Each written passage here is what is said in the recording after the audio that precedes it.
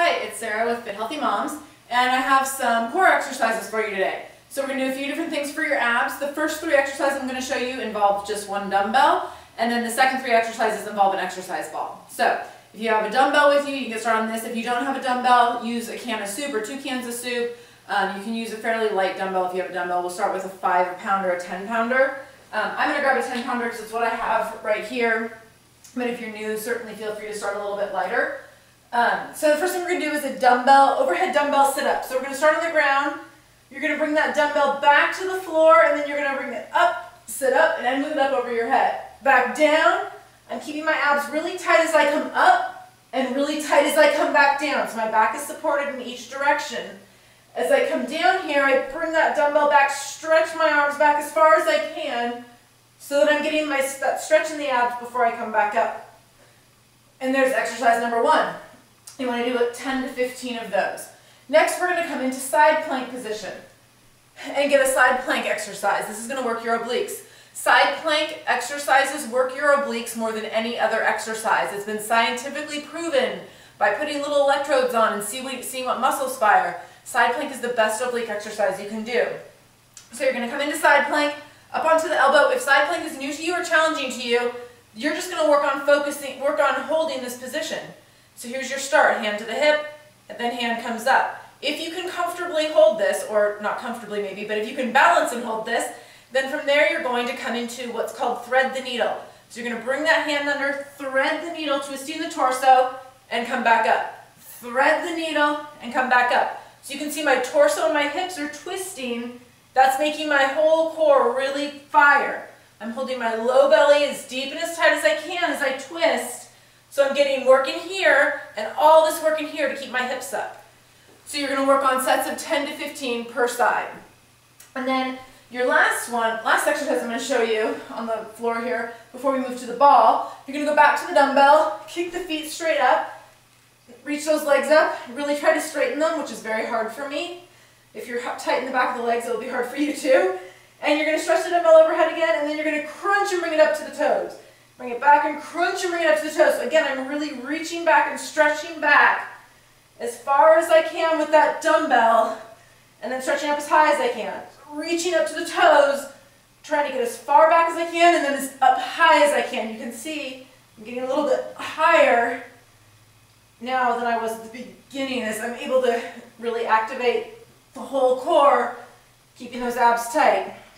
Next, we're going to go to your ball exercise. If you have an exercise ball, go ahead and grab that.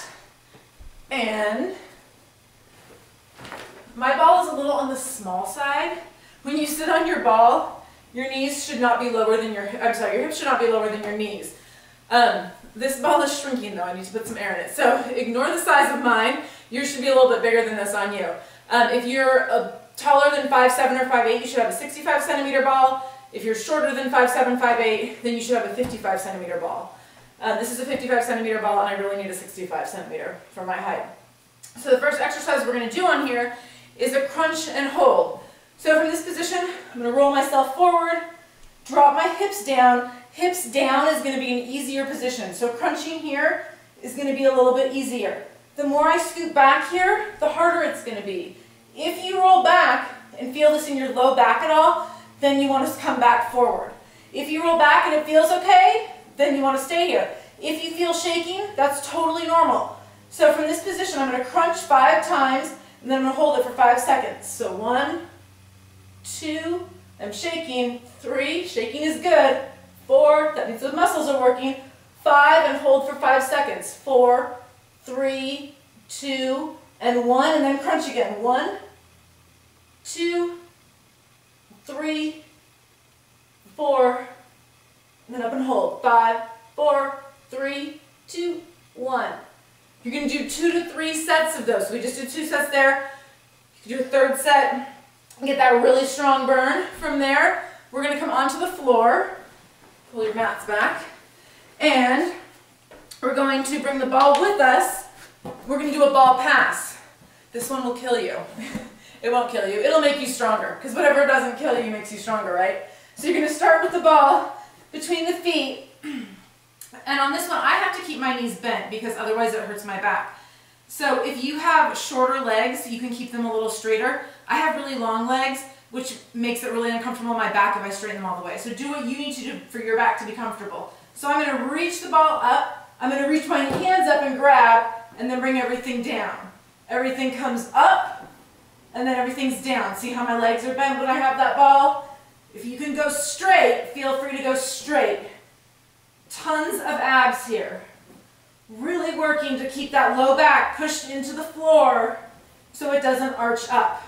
Feeling my whole core working as I go in and out on this one. Feeling my low abs across the pelvic area, my transverse abdominis, and then feeling my whole rectus abdominis, those six-pack muscles engaging every time I come in and out of that. Your last exercise with the ball, we're going to come up off of the mat, and this is going to be a hold, so another variation of plank. You're going to come on the ball, in plank position, hands on the sides. You can see I have my hands on the sides so my wrists are straight up and down, rather than here where my wrists might be hyperextended and get uncomfortable.